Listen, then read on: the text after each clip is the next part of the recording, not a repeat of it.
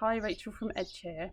Just a really quick update on soft fruit because the garden's doing really well with soft fruit this time of year, and I wanted to show you what they can look like when they're fruiting and the volume that you can get from them.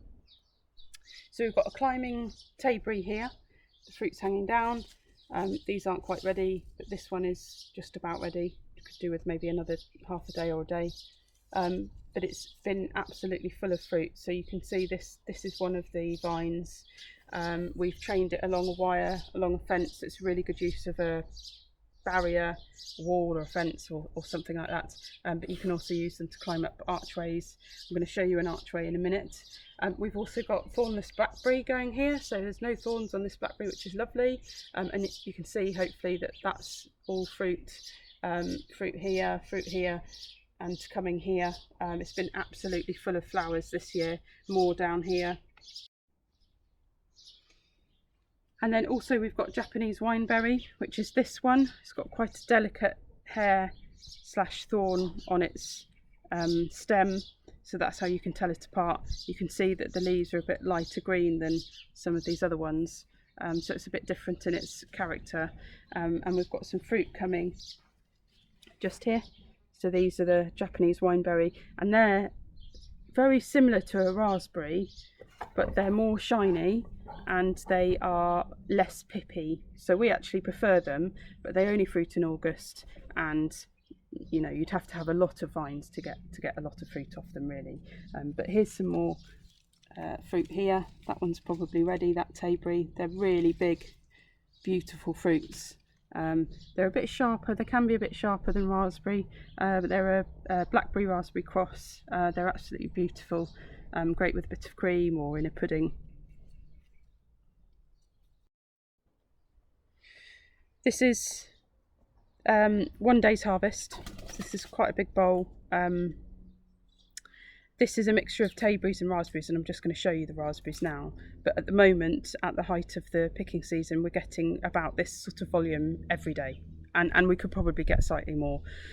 We're deliberately choosing to leave some fruit on the plants for the birds, because we get a lot of birds in the garden and we really like that. We like the birds for their poo, because their poo's full of phosphorus for the soil, and they eat a lot of the pests. So we want the birds in our garden, and in exchange we're happy to forego some fruit. These raspberries, they look a bit ropey, but actually we got them completely for free because a local pigeon was discarding them, and we just found a load of canes completely discarded, so we just thought we'll stick them in and see how they go. And they've done really well. I mean, they've sort of colonised this bed, which was never the plan for this bed, but we're going to leave them in for this year, take the fruit, and then probably replace it with something a bit more prolifically edible next year. But you can see we've picked quite a bit off these already, but there's quite a lot of fruit coming. There's more fruit behind. So for raspberries that were destined for the bin, they're doing really well. And then just moving around, we've got this archway here, which is planted with loganberries. So again, another blackberry raspberry cross, similar to the tayberry. And you can see, hopefully, I think there's some tayberry in here as well. So it's a bit of both of the fruits. And hopefully you can see the volume of fruit.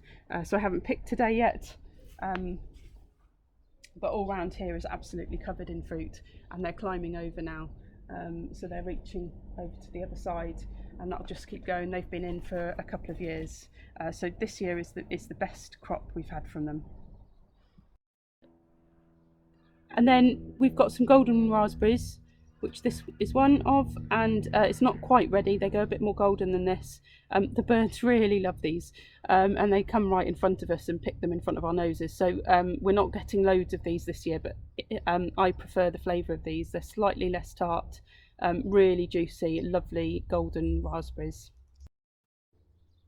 And here we've got some red currants. They're just about ready to fruit. Some are more ready than others, so they're more ready, and these are just coming. But there's absolutely loads on this, and what's happened with this one is it's actually layered itself, which means one of the branches has gone over, made contact with the soil and put down roots, and so it's sort of spread itself along this fence here, and it's just meant that we get more fruit. So I'm really looking forward to picking those, and I'll probably make some red currant jelly. And then as ground cover, we've got quite a lot of strawberries. So you can see they sort of colonised the ground layer, which is great because it means we don't get many weeds. I mean, this is a bramble coming up, but apart from that, we don't really get much. And they're just coming into fruit now, so there's some coming there. And then if I just pull this back, I've got some coming there. So it's just a little bit early for them in the season, but there's more fruit down here as well. So we'll get a nice crop of strawberries off that. And if you want to have a look, they're just inside there in the white currant. There's some strawberries growing up through.